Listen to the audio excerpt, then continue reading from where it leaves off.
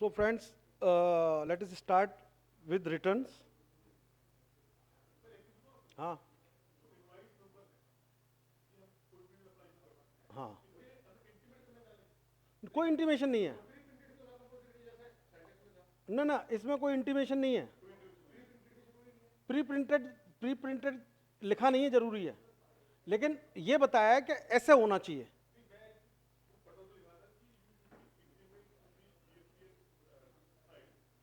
देखो अभी रूल में तो मेरे को दिखानी है ऐसी बात को, मेरे को है कुछ हो, लेकिन अभी जो रूल आज पब्लिक डोमेन में जो चीजें हैं उनमें नहीं है कहीं। नहीं आ सकता है, क्यों नहीं आ सकता? जैसे आपने इंटरनल ऑडिटर बताया, अब ऑडिटर की क्या है, एक वन टाइम एक्टिविटी है कि वो गया और उसने वहां काम किया और ऑडिट रिपोर्ट दी। तो ये आप अपने आप से डिफाइन करें कि कंटिन्यूस है कि नहीं है।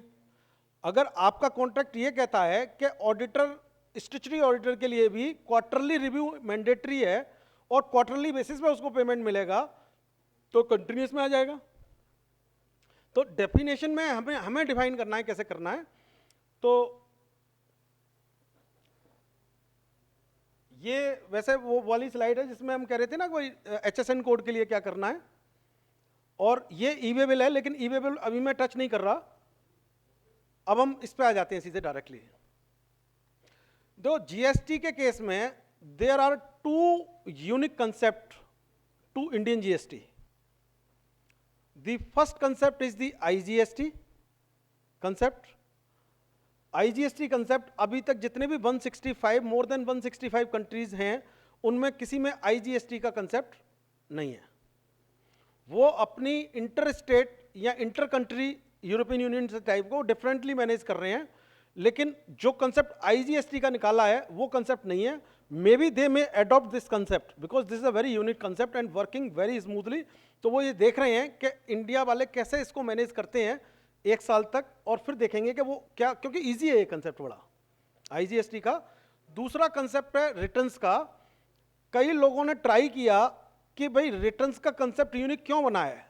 रिटर्न्स का कंसेप्ट यूनिक इसलिए बनाया है कि अगर आपको क्रेडिट की अवेलेबिलिटी तभी होगी जब आपका सप्लायर अपने टैक्स पे करे और अपनी रिटर्न फाइल करे, तो उसको इसमें आइडेंटिफाई किया हुआ है और मर्ज किया हुआ है इस रिटर्न्स के रूल्स प्रोसीजर्स में, सो दैट कि ऐसी सिचुएशन ना बने कि वो टैक्स जमा ना करे, रिटर्न फाइल नहीं करे और आपको क्रेडिट मिल जाए। और ये वर्ल्ड वाइड आज की डेट में लाइव कहीं नहीं है एज पर माई इंफॉर्मेशन। 2-3 कंट्रीज ने इसको चालू किया था, चाइना में चालू हुआ था, कनाडा में चालू हुआ था, लेकिन उनको वापस लेना पड़ा क्योंकि ये सारा बहुत बड़ा मैस बन गया था वहाँ। और मैं मानता हूँ कि हमारे कंट्री में, इंडिया में भी ये कंसेप्ट एप्लीकेबल होना बहुत बड़ी जिम्मेदारी है बिग एमएनसीज के ऊपर या बिग कॉरपोरेशंस के ऊपर है। दिल्ली में अभी भी है, कई स्टेट में है, उनके सक्सेसफुल इंप्लीमेंटेशन के बाद में ही उनको ऐसा लग रहा है कि ये हम सेल थ्रू कर जाएंगे। लेकिन आज अगर हम देखें 29 स्टेट से 7 यूनियन टेरिटरीज हैं, जिसमें मुश्किल से 4 में ये कंसेप्ट है। तो इस कंसेप्ट को इस तरीके से वाइडली चल पाएगा इंडिया में, मेरे अपने खुद के एप्रीहेंशंस हैं इसमें। I am also not very sure कि गोइंग फॉरवर्ड किस तरीके से इस कंप्लाइंस को इफेक्टिवली मैनेज कर पाएंगे पूरे सिस्टम में ऑल ओवर। क्योंकि क्या है कि जितने एसएससीज हैं टोटल, उन एसएससीज के 15% एसएससीज ही स्ट्रक्चर्ड हैं, 85% एसएससीज अनस्ट्रक्चर्ड हैं। अनस्ट्रक्चर्ड मींस कि 15% एसएससीज ऐसे हैं, वो बात अलग है कि इन 15% एसएससीज से मेरे को 80% रेवेन्यू मिलता है और इन 85% एसएससीज से मेरे को 20% रेवेन्यू मिलता है। बट प्रोसीजर जहां आ जाता है, प्रोसीजर में अगर एक बंदे ने लैप्स किया तो वो, अभी हम अपने रिटर्न्स के प्रोसीजर में देखेंगे कि वो कितना बड़ा हुआ बन जाएगा, कितनी बड़ी प्रॉब्लम, कितना बड़ा मैस क्रिएट हो जाएगा। तो हम इस कंसेप्ट के साथ में एक बार अपना लीगल फ्रेमवर्क देखते हैं कि मेरा रिटर्न का लीगल फ्रेमवर्क क्या कहता है। Then I will go rule by rule, किस तरीके से एक्ट सेक्शन बाय सेक्शन, किस तरीके से वो कंसेप्ट हमने मर्ज किया है और कितना प्रैक्टिकल है और किस तरीके से अडॉप्ट हो पाएगा।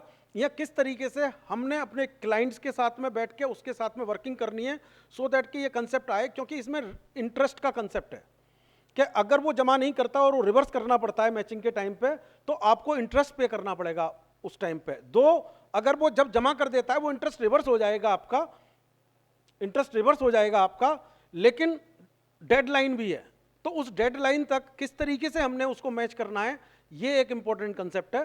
तो लीगल फ्रेमवर्क मेरा ये कहता है, ये चैप्टर 9th में कवर है सीजीएसटी एक्ट में, and these are the provisions starting from 37 section 37 to section 48। तो सेक्शन 37 कहता है कि furnishing details of output supplies, this is not a return, this is the detail of output supplies, they say in the act. And second 38 says furnishing details of inward supplies.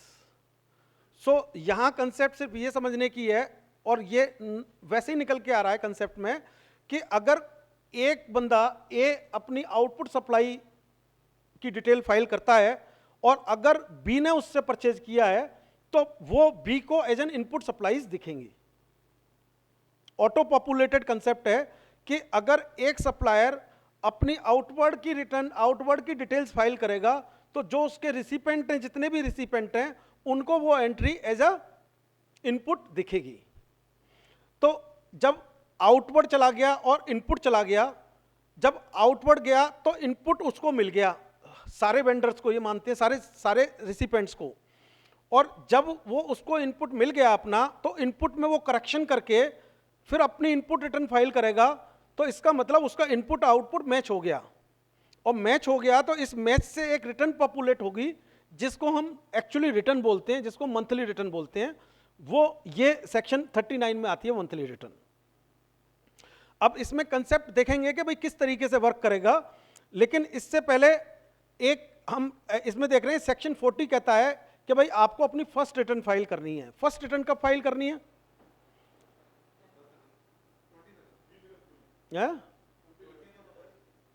20 अगस्त को करनी है, या मतलब आप ये कह रहे हैं कि भाई जुलाई में एप्लीकेबल होता है, तो उस जुलाई के महीने की रिटर्न मैंने 20 अगस्त को फर्स्ट रिटर्न दाखिल करनी है। लेकिन इसके अलावा भी फर्स्ट रिटर्न कभी हो सकती है? नहीं। जो आदमी रजिस्ट्रेशन, मानो अभी बीच में जिसने 25 नवंबर को रजिस्ट्रेशन लिया, तो उसकी फर्स्ट रिटर्न भी हो सकती है किसी भी टाइम पे। तो 20 अगस्त ही नहीं है। हाँ, आफ्टर गेटिंग द रजिस्ट्रेशन, जब उसको रजिस्ट्रेशन जिस पीरियड पे आएगा, रजिस्ट्रेशन के बाद में जब वो अपनी रिटर्न भरेगा उस टैक्स पीरियड की, जिस टैक्स पीरियड में रजिस्ट्रेशन आया है, उसको भी हम फर्स्ट रिटर्न ही बोलेंगे। तो फर्स्ट रिटर्न का कंसेप्ट हो गया। And 41 is the claim of input tax credit and provisional acceptance thereof. Yes, करेंगे। हाँ, ये तो मैं फ्रेमवर्क बता रहा हूं। देखो, मेरा कंसेप्ट ये है कि लीगल फ्रेमवर्क को दिमाग में रख के अगर हम वर्किंग करेंगे तो वी कैन अंडरस्टैंड बेटर। तो अब मेरे पास इसकी सारी डिटेलें करेंगे, एक एक रिटर्न करेंगे, सारा कुछ करेंगे, मैचिंग करेंगे, हर चीज करेंगे। So the 41 is, this is a very unique concept. 41 says claim of input credit and provisional acceptance thereof. यानी कि वो ये कहते हैं कि जैसे आपने डिटेल ऑफ आउटवर्ड सप्लाई की, डिटेल ऑफ इनवर्ड सप्लाई की, और अपनी रिटर्न भर दी, मंथली रिटर्न भर दी, फर्स्ट रिटर्न आपकी चली गई, तो उस केस में हम ये नहीं देखेंगे कि कोई मिसमैच रह गया है, उसको ध्यान में ना रखते हुए हम आपको क्रेडिट दे देंगे, प्रोविजनल क्रेडिट, यानी कि सेल्फ असेसमेंट हो जाएगा आपका उस प्रोविजनल क्रेडिट के बेसिस पे। इसके बाद में जो डिफरेंस रह जाएंगे, इसके बाद में जो डिफरेंस रह जाएंगे, उन डिफरेंस के बेसिस पे हम क्या करेंगे? मैचिंग करेंगे, और मैचिंग करके रिवर्सल देंगे आपको, और रिवर्सल को इन्फॉर्म करेंगे, मैचिंग को इन्फॉर्म करेंगे। और उसके बाद में अगर आपकी मैचिंग उस टैक्स पीरियड में नहीं हो पाई जिस टैक्स पीरियड में रिवर्सल हुआ है, अगले टैक्स पीरियड में अगर किसी ने कोई रेक्टिफिकेशन किया है, तो आप you can reclaim the reversal which you have earlier done. तो जो रिवर्सल का, मैचिंग, रिवर्सल और रिक्लेम का कंसेप्ट है, वो दोनों लायबिलिटीज के लिए, इनपुट टैक्स के लिए भी है और आउटपुट लायबिलिटीज के लिए भी है, आईटीसी के लिए भी है एंड आउटपुट टैक्स पेमेंट्स के लिए भी है। तो ये दो अलग अलग सेक्शंस हैं, 42 एंड 43। जो 42 कहता है कि matching reversal and reclaim in case of input tax credit and matching reversal and reclaim in case of output tax liability. And 44 is a concept of annual return. Annual return का concept क्या है कि भाई आपने अपना 31 December of the following the financial year आपने अपना annual return file करना है। और एनुअल रिटर्न फाइल करने का कंसेप्ट क्या है कि भाई जो भी रिकंसिलिएशन से आप मैच कर लो, सारे जो भी प्रो एंड कॉन्स हैं उनको सबको इकट्ठा कर लो। 1 करोड़ से ज्यादा का टर्नओवर है तो चार्टर्ड अकाउंटेंट से ऑडिट करा लो, अपनी रिटर्न्स को अपने फाइनेंशियल स्टेटमेंट से मैच कर लो और उसके बाद में you file your annual return. 31 दिसंबर इसलिए डाला है क्योंकि हमारी अभी तक तब तक सबकी बैलेंस शीट जा चुकी होंगी जिनकी भी ड्यू डेट्स हैं। And 45 is a section called for the final return. Final return मतलब, फाइनल रिटर्न का क्या कंसेप्ट है कि जब भी कोई रजिस्टर्ड पर्सन अपने आप को डी रजिस्टर्ड कराता है या प्रॉपर ऑफिसर उसको डी रजिस्टर्ड कर देता है because of the non compliance, तो उस केस में उसको उसका जो कंप्लाइंस है रजिस्ट्रेशन का, नॉन मतलब कैंसिलेशन का, तभी पूरा होगा जब वो फाइनल रिटर्न, आज भी कंसेप्ट है ये कि आप अपनी लास्ट रिटर्न या फाइनल रिटर्न दाखिल करो, then only will release you from the return filing and everything. So this is a concept of final return and there are 3 sections, that is section 46, 47 and 48. 46 says notice to the defaulters कि भाई आपने return file नहीं की। 47 says late fees कि कितनी late fees लगेगी। And 48 says कि tax return प्रिपेयरर्स कि भाई टैक्स रिटर्न जीएसटी रिटर्न प्रिपेयरर्स की एक कंसेप्ट उन्होंने सेक्शन 48 में डाला है। ये मेरा लीगल फ्रेमवर्क है जो चैप्टर 9 में आता है, section starting 37 to 48. So now we'll treat one by one. So first of all we'll see कि मेरे को आउटपुट सर्विसेज की, अपने आउटपुट सप्लाईज की डिटेल्स फाइल करनी है। कहाँ फाइल करनी है? जीएसटीएन में फाइल करनी है। तो जब मैं अपनी रिटर्न फाइल करूंगा तो वो कहते हैं कि टैक्स पीरियड इन्होंने रेगुलर एसएससीज के लिए टैक्स पीरियड इन्होंने मंथली माना है, तो अभी हम मंथली लेके चल रहे हैं। कुछ एक कंपोजिशन डीलर के लिए इन्होंने क्वार्टरली दिया है, बाकी सारे लोगों के लिए मंथली ही रिटर्न फाइलिंग का प्रोसीजर है। तो अभी मैं कंपोजिशन डीलर को हटा देता हूं। मैं ये मानता हूं कि मैं रेगुलर डीलर, एक कैजुअल डीलर को, रेगुलर डीलर है या वो स्पेशल ट्रीटमेंट है उसको, casual dealer, non resident dealer, ये सारे रेगुलर डीलर में आते हैं। मतलब वो उनको अपनी मंथली कंप्लाइंस करने, वो रेगुलर ही हैं। कैजुअल डीलर को भी रेगुलर ही हैं वो। तो कैजुअल का रजिस्ट्रेशन फॉर्म और नॉन कैजुअल वाला रजिस्ट्रेशन फॉर्म सेम फाइल होगा जो रेगुलर का फाइल होगा। और जो रजिस्ट्रेशन में जब हम फॉर्म में जाएंगे, जब आप देखेंगे फॉर्म को स्टडी करके, तो उसी में कंपोजिशन का भी टिक करना पड़ता है कि कंपोजिशन में है। पर any how this is not a matter right now. Right now सबसे पहले हम रेगुलर रजिस्टर्ड पर्सन के लिए क्या कंप्लाइंस है रिटर्न के, वो बात कर रहे हैं। तो सबसे पहले हर रेगुलर रजिस्टर्ड पर्सन को अपनी टैक्स पीरियड मंथली 10 तारीख को फॉलोइंग द मंथ 10th को अपनी आउटपुट सप्लाईज की डिटेल फाइल करनी है। जब वो आउटपुट सप्लाईज की डिटेल फाइल करेगा तो उसके बाद में जो बंदा रिसिपेंट है उसके पास में एक विंडो पॉपअप होगी जो उसको कहेगा कि वो 2A में उसको दिखेगा। एक GSTR 2A है जिसमें उसको दिखेगा कि उसके किस किस सप्लायर ने उसको अपनी, सबको दिखेगा किस किस सप्लायर ने अपनी आउटवर्ड रिटर्न में जो उसके लिए इनवर्ड है वो है? अब एक सेकेंड, अभी आ रहा है। तो मतलब कंसेप्ट समझने की जरूरत है, बाकी तो वो पढ़ने वाली बात रह जाएगी। I am just discussing about the concept. तो उसके बाद में तो हम पढ़ना ही पढ़ना है क्योंकि इसमें और कुछ नहीं है। तो कंसेप्ट सिंपल ये कहता है कि जब if I am a supplier, I file my output details, output supplies की डिटेल। आप अगर रिसिपेंट हो और जो भी रिसिपेंट है मेरे केस में, तो उन सबके पास में जितनी भी, अगर मेरी 100 एंट्रीज हैं तो 100 लोगों की अगर अलग अलग एंट्रीज हैं तो अलग अलग 100 लोगों के पास में एक 2A फॉर्म दिखेगा उनको अपने GSTN में। जब वो लॉगिन करेंगे और वो 13 तक, जैसे मैं 10 तारीख को फाइल कर दूंगा और मेरे को अपनी ये रिटर्न बिफोर 10th फाइल करनी है। I can not file this return 11 to 15 में फाइल नहीं कर सकता इस रिटर्न को। अगर मैं सोचूं इस रिटर्न को मैं 11th को फाइल कर दूं, I can not file, concept है। नहीं, उस केस में क्या रहेगा वो बाद में देखेंगे, अभी एक विल क्लियर द कंसेप्ट। तो अभी क्या है कि जो आउटवर्ड सप्लाईज की रिटर्न फाइल होनी है वो ऑन और बिफोर 10th जानी चाहिए। You can not file it after 10th। आगे कब क्या होगा, लेट फाइल होगी तो कैसे हम, क्योंकि रिवर्स मैचिंग का कंसेप्ट है। तो उस केस में मेरे रिसिपेंट को एक 2A फॉर्म दिखेगा ऑन 13th। तो उस 2A फॉर्म में वो क्या करेगा, इसका मतलब उसको अगर उसने भी अपनी आउटपुट रिटर्न फाइल कर दी होगी, जो मेरा रिसिपेंट है, अगर A मैं हूं, B आप हो मान लो, तो आपने अपनी आउटपुट फाइल कर दी होगी, पर मैं आपकी आउटपुट से मेरे को कोई लेना देना नहीं है, मैं अपने लिए बात कर रहा हूं, मैं A के लिए बात कर रहा हूं। तो A ने अपनी आउटपुट फाइल की, अब उसको अपना इनपुट चाहिए, अपनी इनपुट रिटर्न फाइल करेगा। तो जो भी उसके सप्लायर हैं वो जब अपनी आउटपुट फाइल करेंगे तो मेरे को क्या दिखेगा अपने DSTN पे, फॉर्म 2A दिखेगा। 2A में क्या होगा कि जितने भी सप्लायर्स हैं जिन्होंने मेरे को सप्लाई किया है वो मेरी सप्लाईज उसमें आ रही होंगी। अब मैं इस अपनी 2A को मैच करूंगा अपनी इनवर्ट सप्लाई से। जब मैं अपनी इनवर्ट सप्लाई से मैच करूंगा, मानो मेरे 100 एंट्री थी और 100 एंट्री में मैं एक आइडियल सिचुएशन ले लेता हूं कि सारी सप्लाईज जो मैंने अपनी बुक्स में दिखा रखी थी वो मैच कर रही हैं।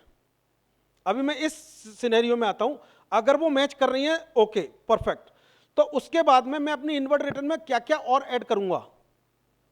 भाई मैं अपनी रिटर्न में, ये तो मेरे को वो सप्लाईज आ गई जो दूसरे लोगों ने मेरे लिए फाइल की थी, लेकिन अगर मैंने किसी का रिवर्स चार्ज में पे किया है तो मैं, उसने तो फाइल नहीं की अपनी आउटपुट, तो वो मैं अपना ऐड करूंगा इसमें।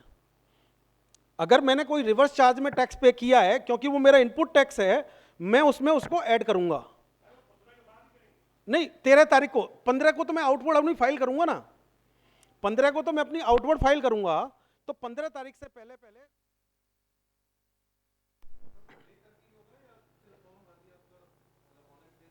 नहीं, आप पे करोगे तभी। देखो, जब सेल्फ डिसिप्लिन तो हो ही सकते हो ना, अगर आप कोई रिवर्स चार्ज में पे कर दोगे तभी आप डालोगे ना उसमें, क्योंकि एनी हाउ आपको पता है कि पेमेंट भी मिलेगी, बेनिफिट तो पेमेंट भी मिलेगा ना। दूसरे लोग अगर डिसिप्लिन नहीं है तो बात अलग है, मैं तो खुद सेल्फ डिसिप्लिन हूं ना। तो मेरे रिवर्स चार्ज में मेरी क्या क्या लाइबिलिटीज है, कहां लाइबिलिटीज है मेरी रिवर्स चार्ज में। अगर मैं कोई इंपोर्ट करता हूं रिवर्स चार्ज में पे करता हूं IGST, है ना। अगर मैं 9(3) में करता हूं तब भी रिवर्स चार्ज में करता हूं, और 9(4) में करता हूं तब भी रिवर्स चार्ज में करता हूं। तो all the three reverse charge I have to add into this 2A return. 2A return में जो मेरे आए हैं, इसमें मैं ये तीनों चीजें डालूंगा। और क्या चीज रह जाएगी इसमें, अगर मेरा इनपुट सप्लाई डिस्ट्रीब्यूटर है, ISD है, तो ISD ने अगर कोई फाइल किया वो भी मेरे को दिख जाएगी इसमें, क्योंकि ISD किसी दूसरे ने फाइल किया जो मेरे पास इनपुट बन के आएगी। तो मैं अपना इंपोर्ट का फाइल करूंगा, अपने रिवर्स चार्ज का ऐड करूंगा इसमें, और तब मेरे को पता लगेगा ये मेरी कंप्लीट इनपुट की डिटेल बन गई। और इसके बेसिस पे मैं अपनी इनवर्ट सप्लाई की detail by 15th of the next month file कर दूंगा। तो मेरे लिए क्या हुआ कि मेरे लिए आइडियल सिचुएशन ये हुई कि जितने मेरे इनपुट थे वो मेरे मैच हो गए, जिन लोगों से मैंने खरीदा था। जो मैंने अपनी तरफ से ऐड करना था वो मैंने अपनी तरफ से ऐड कर दिया। आउटपुट की रिटर्न एनी हाउ मैंने अपनी फाइल करी दी, जो मैं अपने आप को करेक्ट मानता हूं। तो इन दोनों के बेसिस पे एक विंडो, जब मैं अपनी फाइनल रिटर्न 20 तारीख को फाइल करूंगा, अभी मैं वो सिचुएशन बात कर रहा हूं जो आइडियल सिचुएशन है, जिसमें कोई भी मिसमैच नहीं हो रहा है। तो उस बेसिस पे जब मेरा इनपुट मैच हो गया सारे लोगों का, और आउटपुट जो मैंने डाला था वो मैच हो गया, वो दोनों पॉपअप हो जाएंगे मेरे को 20 तारीख को, वो पॉपअप हो जाएंगे 20 तारीख को, और 20 तारीख को मैं अपनी मंथली रिटर्न फाइल कर दूंगा और कोई मिसमैच नहीं रहेगा। ये आइडियल सिचुएशन। अब बताओ सर, GSTR 2 के अंदर कोई अप्रूवल का ऑप्शन मिलेगा कि जो पॉपअप लिस्ट होगी मेरे पास, जो इनपुट्स आए हैं उनको अप्रूव करना अभी मैं आगे की बात बताता हूं, फिर आपका क्वेश्चन एड्रेस हो जाएगा इसी में। अगर मेरा ज़्यादा है, आउटपुट कम है, तो रिवर्स चार्ज में why should I first deposit the tax then claim it. देखो, रिवर्स चार्ज का कंसेप्ट हमें बिल्कुल क्लियरली समझना पड़ेगा। बहुत सारे क्वेश्चंस इस पे आ रहे हैं। रिवर्स चार्ज का कंसेप्ट सिंपल सा ये है कि किसी दूसरे की लायबिलिटी को आप अपने ऊपर ले रहे हो, और वो लायबिलिटी एनी हाउ जब वो पे करे या आप पे करे, आपको एज एन इनपुट सर्विस मिलेगी, ना कि आपके आउटपुट लायबिलिटी से कोई रिलेशन है इसका। ठीक है ना? तो जो आपका क्वेश्चन है वो सिंपल सा ये है कि अगर मैं अंडर रिवर्स चार्ज मेरे को अगर कोई टैक्स पे करना है तो I am not paying my output tax liability, I am paying the output tax liability of the other person of which I am eligible for input tax credit. कब पे करना है जी वो हमने? है? कब पे करना चाहिए हमें? वो तो जो भी टैक्स पीरियड में, जैसे आपका अगर किसी बंदे ने जुलाई के टैक्स पीरियड में आप जुलाई की रिटर्न फाइल कर रहे हो तो जुलाई में अगर उसने किया तो जुलाई में आप फाइल पे करोगे ना, टाइम ऑफ सप्लाई के हिसाब से। हाँ जी, हाँ हाँ, नहीं नहीं नहीं नहीं नहीं, ऐसा नहीं है। एक लेट मी फर्स्ट सिनेरियो मेरा क्लियर है। देखो एक पहला सिनेरियो ये हो गया, अब मैं पीरियड ले लेता हूं, मान लो मैं पीरियड ले लेता हूं जुलाई का। अब जुलाई वाले पीरियड के लिए एज अ सप्लायर मैं अपनी रिटर्न कब फाइल करूंगा? फर्स्ट रिटर्न 10th को फाइल करूंगा। आउटपुट सप्लाईज मैंने फाइल कर दी, जिसको मेरे किसी उसने रिसिपेंट ने गलत नहीं बताया, ओके है वो। और जब उन्होंने, मेरे जितने सप्लायर्स हैं उन्होंने जब अपनी फाइल की 15 तारीख तक, तो 15 तारीख को मेरे पास मेरा इनपुट आ गया। अब इनपुट आने के बाद में मैंने अपनी 20 तारीख को 20 अगस्त को अपनी रिटर्न फाइल कर दी और इसमें सब कुछ मैच कर गया। जो भी टैक्स पेबल बनता था वो मैंने पे कर दिया अपना क्रेडिट ले लवू के, और मैंने रिटर्न फाइल हो गई। ये जो रिटर्न फाइल जो मेरी हुई है ये प्रोविजनल है। कल को अब मैं ये सिचुएशन लेता हूं कि अगर इसमें कोई चेंज नहीं होना है, सब लोगों ने जो मैंने कहा था वो एक्सेप्ट हो गया और जो लोगों ने मेरे को दिया था वो एक्सेप्ट हो गया, तो प्रोविजनल ही आपकी फाइनल हो गई जब कोई रिकंसिलेशन के पॉइंट नहीं है। अब मैं एक कंसेप्ट तो ये हो गया जो आइडियल वाला। अब मैं दूसरा कंसेप्ट लेता हूं कि up to 20th of the August आपको और आपके सप्लायर के बीच में कुछ रिकंसिलेशन की चीजें खड़ी हो जाती हैं जो आप आपस में सुलह करके एक्सेप्ट कर सकते हो। उस सिचुएशन में मैं आता हूं, वो सेकंड है। थर्ड स्टेप आएगा जब जिनकी हमारे पास में रिकंसिलेशन नहीं होती है, आप कुछ कह रहे हो मैं कुछ कह रहा हूं, वो थर्ड सिचुएशन में आती है। अब थर्ड सिचुएशन को एड्रेस नहीं कर रहे हैं अभी हम सेकंड सिचुएशन को एड्रेस कर रहे हैं। सेकंड सिचुएशन वो वाली सिचुएशन कि मैंने आपको सप्लाई किया 1 लाख रुपए, आपने अपनी इनवर्ड में फाइल किया मेरे को वापस, मैंने आउटवर्ड में आपको 1 लाख दिखाया। आपने जब आपके पास जब वो पहुंची तो आपके पास से मेरे को 1 लाख वापस नहीं आया, आपके पास से मेरे को 80,000 वापस आया। यानी कि आपको मैंने क्रेडिट देना चाह रहा था आपको 1 लाख का, और आप कह रहे हो नहीं 1 लाख नहीं आया, मैंने तो रिजेक्शन मार दिया है इसमें, मैंने तो 80,000 का ही क्रेडिट लिया है।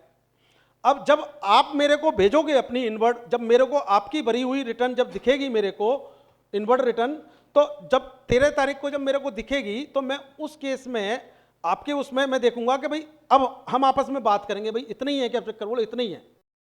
तो या तो आप करेक्ट कर लो 1 लाख पे पहुंच जाओ, या मैं उसको 80,000 पे कर लूं। अगर मैंने 80,000 पे कर लिया और आपने कर लिया, फिर तो डेबिट क्रेडिट नोट का मतलब हमने रेज करके खत्म कर दिया काम। तो उस केस में अगर इसी तरीके के कन्फ्लिक्ट कहीं भी हो सकते हैं कि भाई आपने कम किया मैंने ज्यादा किया, लेकिन at the end of the day हम रिकंसाइल्ड हो गए। तो जब मेरी फाइनल रिटर्न गई वो रिकंसाइल्ड गई। जितने भी मेरे वेंडर्स थे और जितने भी मेरे सप्लायर्स मतलब जो आए थे, जो मैंने आउटवर्ड सप्लाई की, किसी ने कोई ऑब्जेक्शन नहीं क्रिएट किया, तो उस केस में फिर हम फर्स्ट सिचुएशन में पहुंच गए। नहीं वही बता रहा हूं आपके पास में। तो अब बताता हूं ऑप्शन क्या है कि GST1 फाइल की आपने, दूसरे बंदे को आपके रिसिपेंट को क्या दिखी, वो GSTR 2A, उसने 2 फाइल की, आपको 1A दिखाई देगी जो आपको 17 तारीख तक आ जाएगी। 17 तारीख में जो आप करेक्शन करोगे, जैसे जब आपने फाइल की तो आपके पास में जब आपके पास में दिखेगी वो 2A, तो आपके पास में ऑप्शन होगा मॉडिफाई, एडिट, करेक्ट या एक्सेप्ट। लेकिन जब आप वापस भेजोगे मेरे पास में, जब आप अपनी इनवर्ड को आप वापस भेजोगे मेरे पास में, तो मेरे को वो 1A दिखाई देगी, 17 तक आ जाएगी मेरे पास और 1A दिखाई देगी। मतलब इस कंसेप्ट में कहीं भी कोई प्रॉब्लम हो, एनीबॉडी कैन रेज हैंड, क्योंकि अगर ये कंसेप्ट समझ में आ गया फिर तो मेरे को 5 मिनट का काम है इसमें करने में।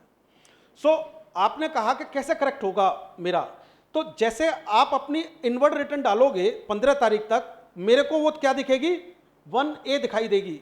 और 1A में अगर मैंने जो आपके किए वो करेक्शन एक्सेप्ट कर लिए, एक्सेप्ट कर दिए, रिजेक्ट कर दिए, मेरे पास में दो ही ऑप्शन होंगे, एक्सेप्ट और रिजेक्ट।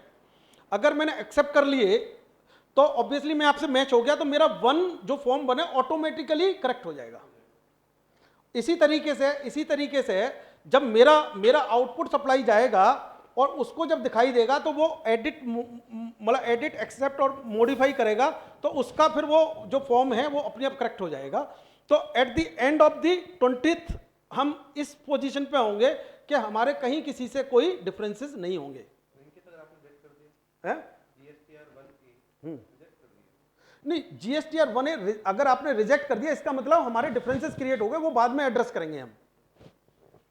अभी हम ये मान के चल रहे हैं, अभी हम सेकंड स्टेप पे हैं। सेकंड स्टेप ये कहता है कि आफ्टर दिस फर्स्ट इंटरेक्शन कि like you get 2A before filing your 2, you change this and reconcile me with all your vendors. तो उस केस में आपने सारी डाल दी, आपकी सारी एंट्री मिल गई। जब आपने 2 डाली तो मेरे को 1A दिखाई दी सप्लायर को, और मैंने 1A को एक्सेप्ट करके आपसे एक्सेप्टेंस मान ली, कोई रिजेक्शन आपका नहीं किया, और हम टैली कर गए। जब हम टैली कर गए तो फिर हम उसी सिचुएशन पे पहुंच गए कि सब कुछ ठीक है, अपनी एनुअल रिटर्न फाइल की, टैक्स जमा किया और सब कुछ ठीक हो गया। सेकंड स्टेप ओके हो गया। अब मैं ये बात करता हूं, थर्ड स्टेप पे आता हूं कि थर्ड स्टेप ये कहता है कि हमारे आपस के कम्युनिकेशन के बाद में, मतलब मेरा आपस का कम्युनिकेशन मतलब ये हो गया कि मेरे सारे रिसिपेंट का और मेरे सारे सप्लायर्स का, अगर उसके बाद में जो भी मेरी सस्पेंस एंट्रीज रह जाती हैं, जो भी रिकंसिलिएशन, जैसे मानो एक एग्जांपल मानता हूं कि भाई मैंने आपको 30 तारीख को माल डिस्पैच किया, 30 जुलाई को, आपके पास में वो माल 5 अगस्त को आया। ऑब्वियसली आप अपने इनवर्ड में तो डालोगे नहीं ना उसको, आप अपने इनवर्ड में तो डालोगे नहीं उसको, लेकिन मैं अपनी आउटपुट सप्लाई में उसको डाल रहा हूं। जब मैं अपनी आउटपुट सप्लाई में डाल रहा हूं, और ये भी नहीं होगा कि मैं उसको आपके इनवर्ड के बेसिस पे अपने आउटपुट को चेंज कर लूं, क्योंकि आपका तो अगले महीने में जाएगा ना इनवर्ड। तो उसके ऐसी बहुत सारी सिचुएशन हो सकती हैं। ऐसी एक सिचुएशन ये भी हो सकती है कि मैंने आपको 1 लाख का बिल दिया, आपने कहा नहीं मैं तो इसको 180 का पास करूंगा। मैं कहता हूं नहीं 1 का है, डिस्प्यूट रिजॉल्व नहीं हुआ। अगर डिस्प्यूट रिजॉल्व नहीं हुआ तो वो कहते हैं कि भैया आपस में बाद में रिजॉल्व करते रहना, एनुअल रिटर्न जो फाइल होगी आपकी उस मंथ की एनुअल रिटर्न फाइल कर लो विद डिफरेंसेस, जो परमानेंट डिफरेंसेस रह गए हैं आपके, जो नहीं उस टैक्स पीरियड के, फाइनेंशियल ईयर के नहीं, उस टैक्स पीरियड की बात करो। अभी एक टैक्स पीरियड की बात कर रहा हूं मैं, जुलाई की बात कर रहा हूं, अभी बस आगे आगे चलते जाएंगे, अभी जुलाई की बात कर रहा हूं। अब आपके कुछ डिफरेंसेस रह गए थे जो एज अ सप्लायर और मेरे रिसिपेंट के साथ में रह गए थे, तो यहां तक तो ठीक है। अगर मैं अपनी टैक्स रिटर्न फाइल कर दूंगा सेल्फ असेसमेंट के बेसिस पे, तो मेरे को प्रोविजनल क्रेडिट मेरे को भी मिल जाएगा, सबको मिल जाएगा।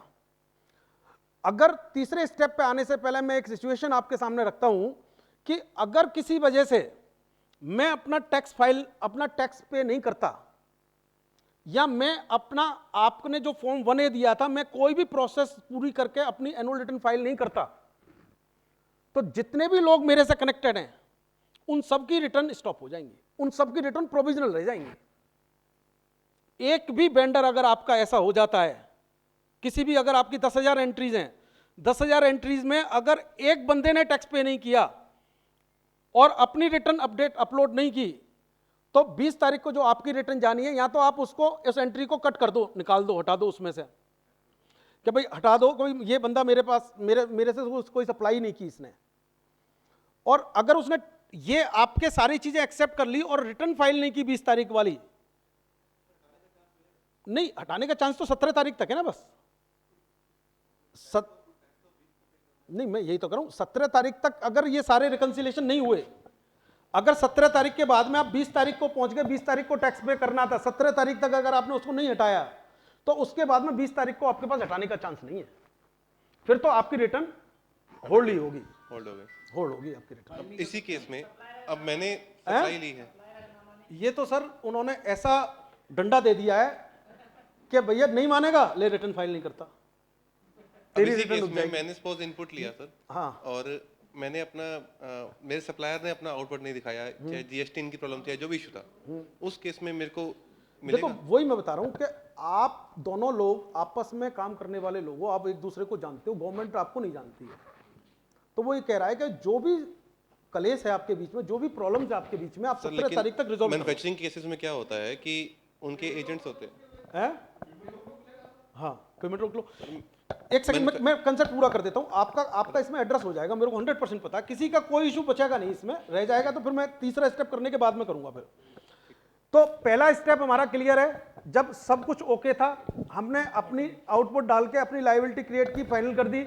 दूसरा स्टेप हमारा क्लियर है कि जब जो भी मेरे रिकंसिलिएशंस के पार्ट है, उसी के टैक्स पीरियड में मैंने अपने आप को रिकंसाइल कर लिया और काम खत्म कर दिया, और मेरे को कहीं कोई डिफरेंस नहीं रहा। अब मैं तीसरे स्टेप पे आता हूं। तीसरा स्टेप ये कहता है कि इस तरीके के जो डिफरेंसेस हैं, मैंने 31 को सप्लाई किया, आपने 5 को रिसीव किया, वो तो रहेंगे ही रहेंगे। तो आप अगले महीने की रिटर्न में डालोगे, और मैं इस साल की में मैंने अपने मतलब इस टैक्स पीरियड में अपनी आउटपुट डाल दी, या कोई चीज आपने मानी मैंने नहीं मानी, या कोई और इशू, मतलब इनवॉइस बहुत खो जाते हैं, या पेमेंट करने होते हैं ना, लोगों को इनवॉइस नहीं मिलते, सर वो दोबारा भेज दो, आपका इनवॉइस आया नहीं। तो ऐसे केसेस सारे कवर हो जाएंगे। तो वो कहते हैं कि जुलाई तो कंप्लीट हो गया। अब आपको प्रोविजनल बेसिस पे, अगर आपके सारे वेंडर्स ने अपना टैक्स पे करके वैलिड रिटर्न फाइल कर दी, तो सेल्फ असेसमेंट बेसिस पे प्रोविजनल क्रेडिट सबको मिल गया। अब ये जो क्रेडिट है ये प्रोविजनल है सबके लिए। फाइनल कब होगा? जैसे जैसे हम आगे बढ़ते जाएंगे, तो जैसे अब हमारे जो डिफरेंस रह गए थे मेरे, अब हम आगे इस वाले कंसेप्ट पे, मैचिंग रिवर्सल पे। जैसे मैं पहला मैचिंग लेता हूं कि मेरा दूसरे वाला लेता हूं मैं 43 वाला आउटपुट टैक्स लायबिलिटी का रिवर्सल करना है। मैं वो वाला केस लेता हूं कि जहां मैंने अपनी आउटपुट टैक्स लायबिलिटी बढ़ा दी, आपकी इनपुट टैक्स लायबिलिटी, इसलिए इनपुट क्रेडिट आपको इसलिए नहीं मिला क्योंकि आपने ली नहीं थी। तो ऑब्वियसली मैंने तो पे कर दी, आपको क्रेडिट नहीं मिला ना उस पीरियड का। तो जब आप, अब ये आपके जीएसटीएन में ये एंट्री स्टैंड कर जाएगी, सप्लायर मतलब रिसिपेंट के जीएसटीएन में एंट्री स्टैंड कर जाएगी, जिसके अगेंस्ट में आपको सप्लाई नहीं मिली है। जब आप अगले पीरियड के लिए, अगस्त पीरियड के लिए, जब आप अपनी इनपुट सप्लाई की डिटेल डालोगे, तो ये इससे मैच कर जाएगी। तो कैरी फॉरवर्ड चलता रहेगा, ये कैरी फॉरवर्ड चलता रहेगा। और अब मैं अगर अगस्त के आपके वाले केस की बात करता हूं, तो उस केस में क्या होगा कि अगस्त में मेरे को इसका आउटपुट टैक्स पे नहीं करना पड़ेगा, क्योंकि मैं पहले ही पे कर चुका हूं। तो मेरे आउटपुट रजिस्टर में आएगा नहीं, क्योंकि मेरी आउटपुट सप्लाईज में आएगा ही नहीं। जब अगस्त की आउटपुट सप्लाईज फाइल करूंगा, तो इस इनवॉइस को तो फाइल नहीं करूंगा मैं। लेकिन जब आप अपनी इनवर्ड फाइल करोगे, तो आप इस सप्लाई को इसमें लोगे। एक सेकंड मैं पूरा कर लेता हूं, आपके क्वेश्चन को फिर एड्रेस कर रहा हूं। एक बार थर्ड स्टेप पूरा कर लेता हूं कि अब पहले ये समझ लो, आप अपने क्वेश्चन को एक बार दिमाग से निकाल दो, क्योंकि अगर अपना क्वेश्चन रहा ना, फिर ये कंसेप्ट निकल जाएगा। तो अगर ये जो थर्ड स्टेप पे मैं जा रहा हूं, थर्ड स्टेप पे मैं ये कह रहा हूं कि उस केस में जब मैं अगस्त के लिए अपनी आउटपुट रिटर्न फाइल करूंगा, मैं इस सप्लाई को नहीं दिखाऊंगा जो मैंने 30 जुलाई को ही फाइल कर दी थी। आप जब अपनी इनवर्ड रिटर्न दाखिल करोगे, तो आप अपनी, मेरे लिए जब इनवर्ड डालोगे, तो मेरे लिए ये रिटर्न आ रही होगी, पर मैं कहूँ इग्नोर कर दूंगा, लेकिन आप इसको इससे मैच कर लोगे। तो आपको क्रेडिट कब मिलेगा? अगस्त वाली रिटर्न में मिलेगा, अगस्त वाली रिटर्न में मिलेगा। तो मेरा तो आउटपुट हो गया और आपको अगस्त के केस में इनपुट मिल गया। अगर मैं रिवर्स केस कर लेता हूं, मान लो अगर मैं एज ए सप्लायर मैं किसी का लेके आता हूं और उसने फाइल कर दी है, और मैं इनपुट क्रेडिट क्लेम नहीं कर सकता क्योंकि मैंने रिसीव ही नहीं किया वो सप्लाई, और वो कह रहा है मैंने आउटपुट दी है।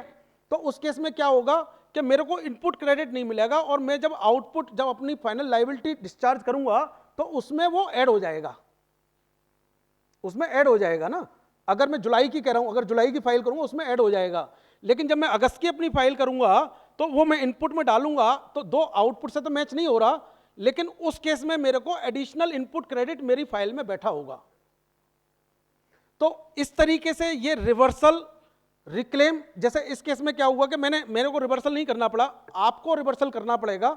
जब आप इनपुट में, अगर बाई चांस आपने भी वो महीने में डाल दी, अगर मैं एक ही पीरियड की ले लेता हूं, कि अगर मैं दूसरा केस लेता हूं इसमें, कि मानो मैंने आपको अपना जो बिल दिया था, वो दिया था 1 लाख रुपए का, आपने उसको 80,000 का एक्सेप्ट किया, ठीक है ना, और ये हमारा 20 तारीख तक की रिटर्न में सेटल नहीं हुआ, तो अब या तो आप मेरे को आप कहोगे कि भाई मैं तो 20 के ही एक्सेप्ट करता हूं, तो मेरे को अपनी आउटपुट लायबिलिटी रिवर्स करनी पड़ेगी। भाई मेरे पास आउटपुट का रिवर्सल होगा, तो मेरे पास में क्या ऑप्शन होगा कि मैं क्रेडिट नोट देके वो रिवर्सल कर लूं अगले पीरियड में। अगर हमारा सहमति बन जाती है तो मैं क्रेडिट नोट देके रिवर्सल कर सकता हूं आपका।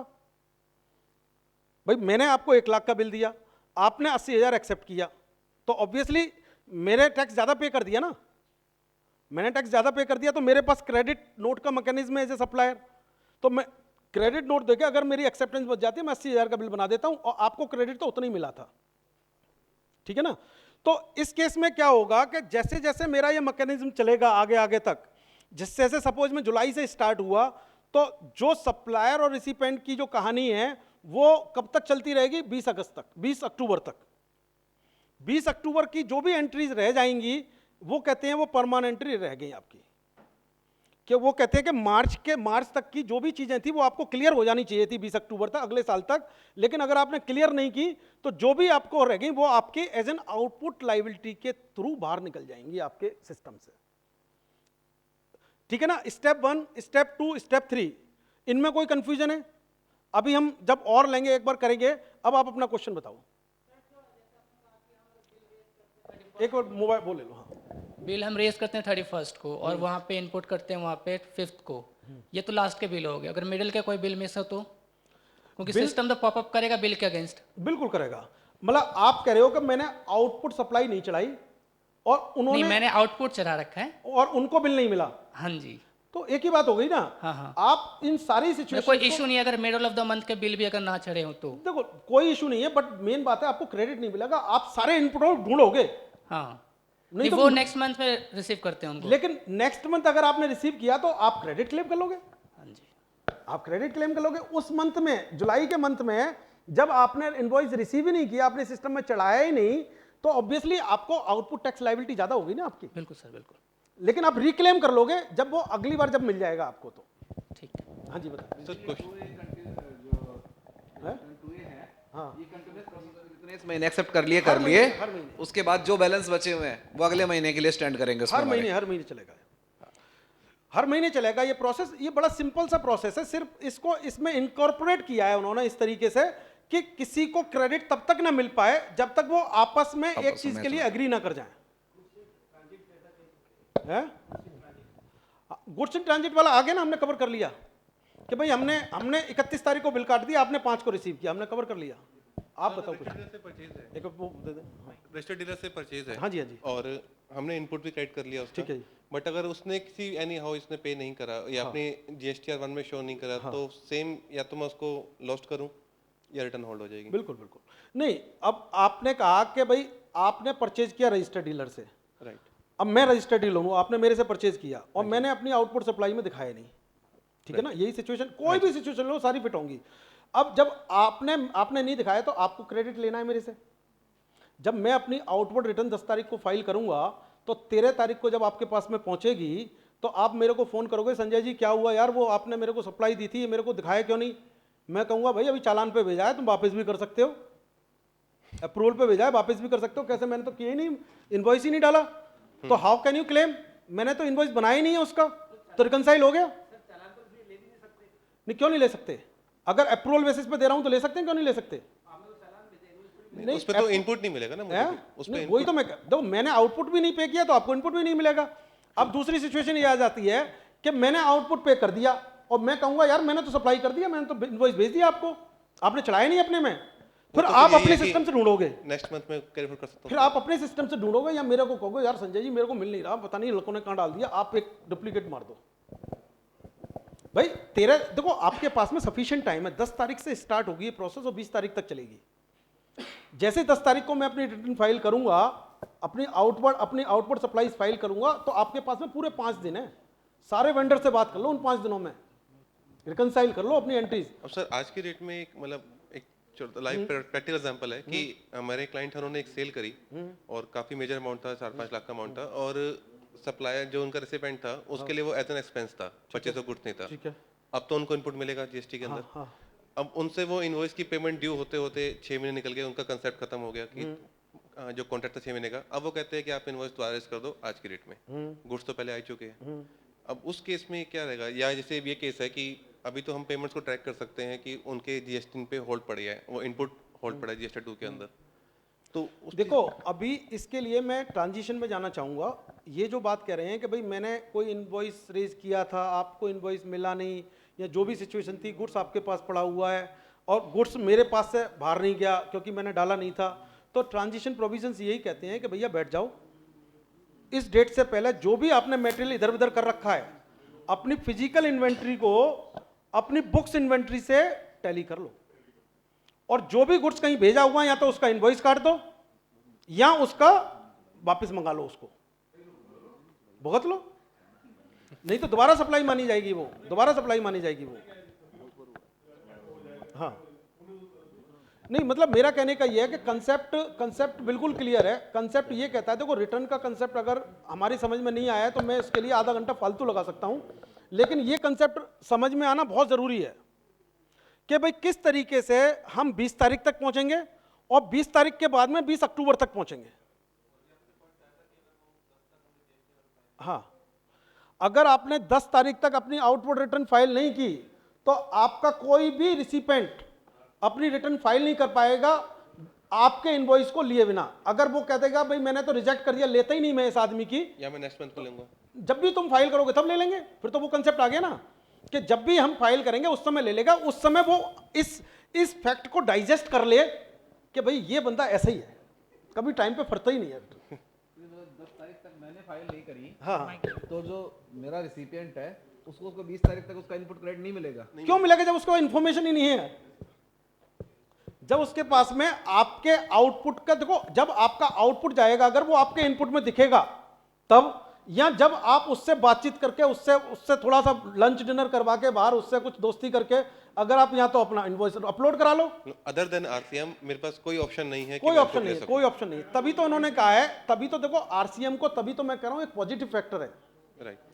तभी देखो अब आरसीएम की इंपॉर्टेंस यहाँ कितनी है कि आरसीएम की इंपॉर्टेंस इतनी है, वो कहेंगे मतलब अच्छे बड़े बड़े बिग कॉर्पोरेशन कहेंगे यार सारा आरसीएम पे कर दो, लपड़ा ही नहीं कुछ, टैक्स अपनी आप जमा करेंगे ले लेंगे, किसी का मुंह नहीं देखना, समझ रहे हो ना? टैक्स वहां भी तो पे कर रहे हैं सर। नहीं बट हाँ, टैक्स वहां भी तो पे कर रहे थे, अपने पास से पे कर देंगे, कम से कम अपने आप तो ले लेंगे क्रेडिट। देखो आरसीएम का कंसेप्ट कितना इंपॉर्टेंट है। नहीं बट सप्लायर के ऊपर तो liability stand sir double liability हो गई। नहीं, मैं कह रहा हूं कि आप ये विश करोगे कि सारे लोगों को मेरे आरसीएम में डाल दो, अगर तभी होगा ना। अगर गवर्नमेंट कहेगी नहीं ये तो फॉरवर्ड चार्ज में, फिर थोड़ा ना होगा। मतलब इनपुट क्रेडिट के लिए ये मेरे पास पॉसिबिलिटी नहीं कि मैं खुद एंट्री करके वहां सर ये विश्वास कर लो, अपने आप को नीचे ले आओ कि ऐसा ही होने वाला है, कुछ नहीं बदलेगा। There is no provision, there is no provision. मैं एंट्री कर ही नहीं सकता अपने सपने इनपुट क्रेडिट देखना, में। सपने देखना, आइडियल सिचुएशन को देखना बंद करें। सिचुएशन यही है जो अभी कह रहे हैं। अगर मैं सप्लायर का टैक्स खुद पे करके उससे एडजस्टमेंट कर लूंगा टू क्रेडिट नॉट डेबिट। देखो वो आपका उससे प्यार है, जो मर्जी कर लो। नहीं सर, लेकिन I think I am not sure, मैंने ये भी सुना है कि मतलब पढ़ा था मैंने जो जून का ड्राफ्ट आया था उसके अंदर कि ये कंसेप्ट भी है कि सपोज मैंने 10 सप्लाईज करी इस मंथ में, हाँ। और you are the recipient of my 9th supply, आपने मेरे ब्याह पे कर दिया, तो वो आपके उस पे ना जाके मेरी पहली सप्लाई में एडजस्ट हो जाएगा। नहीं, देखो हम बिल्कुल भी इधर उधर ना हो, सिंपल सी बात करें, मैं सप्लायर हूं, आप मेरे रिसिपेंट हो। अब मैं अनऑर्गेनाइज्ड आदमी हूं रजिस्टर्ड पर, राइट। फॉरवर्ड चार्ज में मेरी लाइबिलिटी है। Right. आप बड़े एमएनसीज हो, तो आपने कहा कि आपने मेरे से नेगोशिएट किया कि भाई ऐसा है संजय जी, आपका अभी तक का रिकॉर्ड अच्छा नहीं रहा है, तो अब ऐसा है कि जो भी आप हमें सप्लाई करेंगे आप अपना जीएसटीएन नंबर दे दो, उसका टैक्स हम फाइल कर दिया करेंगे। अब टैक्स तो फाइल कर दोगे, अब रिटर्न कैसे फाइल करोगे मेरी? और दूसरी बात वो कहेगा कि भाई 90 जो 100 रुपये जो टैक्स बनता है इसमें 90 रुपये तो क्रेडिट लूंगा, 10 पे करके क्या कर लोगे भाई? समझ रहे हो ना? राइट। भाई ये तो सप्लायर का प्रेरोगेटिव है कि वो कितना टैक्स फाइल करे, उसका इनपुट क्रेडिट उसके पास रखा हुआ है। अगर सारे लोग ये सोचने लग जाएंगे कि इसका टैक्स मैं फुल फाइल कर दूंगा, तो फुल तो टैक्स उसको पे करना ही नहीं है ना, उसका भी तो आईटीसी है। उसका भी तो आईटीसी है। दूसरी बात, अगर आप टैक्स भी पे कर दोगे तब भी कुछ काम नहीं होगा ना, आपको रिटर्न भी फाइल करनी पड़ेगी। ये तो सिर्फ जैसे मारुति ने कर रखा है ना कि एक कैंपस बना लिया कि भैया यहाँ तो तुम सिर्फ मेरे को सप्लाई करेगा और तेरे सारे कंप्लाइंस जो मेरे जो सीए बैठे हुए हैं ये करेंगे, ये वही वर्केबल है।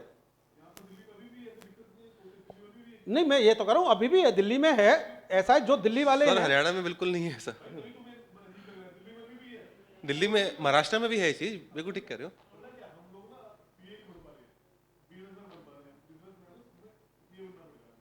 राइट, अभी दिल्ली के केस में क्या है, महाराष्ट्र में भी है बट वो असेसमेंट के टाइम पे होता है, रेगुलर किस रिटर्न्स में नहीं है, मंथली बेसिस पे इसमें। इनपुट अगर मैं अपनी रिटर्न फाइल कर रहा हूँ इसमें मेरे को कोई एंट्री करने की परमिशन नहीं है। वो सारी चीजें हैं। मतलब बस बात ये है कि जब मैंने बताया ना कि जैसे आज की डेट में हम 36 कंट्रीज हैं भाई, 29 यूनियन टेरिटरी, मतलब 7 यूनियन टेरिटरी, 36 कंट्रीज हैं। इन 4 कंट्रीज में इस तरीके के प्रोविजन है, बाकी सबके लिए एलियन है। बस बस बस बस बस बस, बस। तो मतलब बात यह है कि हमें अपने आप को डाइजेस्ट करने पड़ेंगे, प्रोविजंस ये हैं, और अपने आप को डिसिप्लिन करना पड़ेगा। अभी इन्होंने एक काम और किया है, इन्होंने ये कहा है कि भाई जब आप इंपोर्ट कर रहे हो कोई चीज़ें, तो इंपोर्ट के केस में आपने अपने आईसी कोड को अपने रजिस्ट्रेशन में अपने पेन के साथ मैच कराना है, सो दैट कि जब आप आईजीएसटी पे करो तो आपके आईसीएस, मतलब 3 जगह से वेरिफिकेशन होगा आपका। Online verification from the department of foreign trade and commerce and custom and GSTN, ये तीनों पोर्टल आपस में बात करेंगे, then only you are able to get the credit of your IGST on imports. IC code आप GSTN का registration करोगे, वहां जीएसटीएन में आपको आईसी कोड लिंक कराना पड़ेगा। यस, जीएसटीएन में आपको आईसी कोड लिंक कराना पड़ेगा। हाँ, माइग्रेशन में ऑप्शन है।